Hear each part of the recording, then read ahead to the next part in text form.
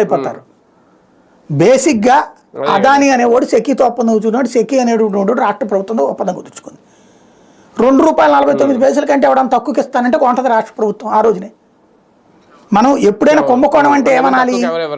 ₹2.20 ఒకటి ఇస్తానంటే వద్దని ₹2.49 కొన్నారు అనాలి. కానీ ఏమన్నారు వీళ్ళు?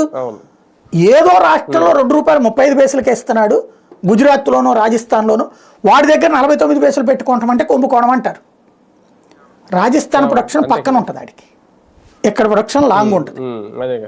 ఏ రాష్ట్రం లెక్క ఆ రాష్ట్రమే కదా. ఆ లెక్కనైతే మన దగ్గర ₹8 కూడా కొన్నాం, ₹4.5 కూడా బోల్డ్ ఒప్పందాలు చంద్రబాబు గారి టైంలో గారు ₹4.90 కూడా. మరి అప్పుడు అది కుంభకోణం అందామా?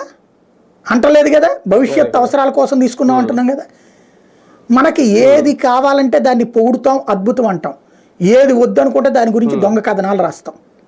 ఇప్పుడు ప్రస్తుతం ఆ దొంగ కథనాల యొక్క ఇది బయటపడితే ఇంతకాలం పాటు బురచ్చల్లి దాదాపు ఏడాదిన్నర నుంచి అడ్డదిడ్డమైన బురచ్చల్లినోళ్ళు ఇవాళేమో అసలు ఆ వార్త రాయలా, రేపో మాపో మళ్ళీ కథలు అల్లుతారు.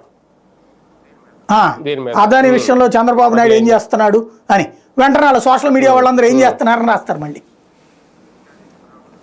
అట్లా జరుగుతుంది రాబోయే రోజులు. మళ్ళీ మొత్తం మీద నిజం చెప్పులేసి టైం పట్టింది.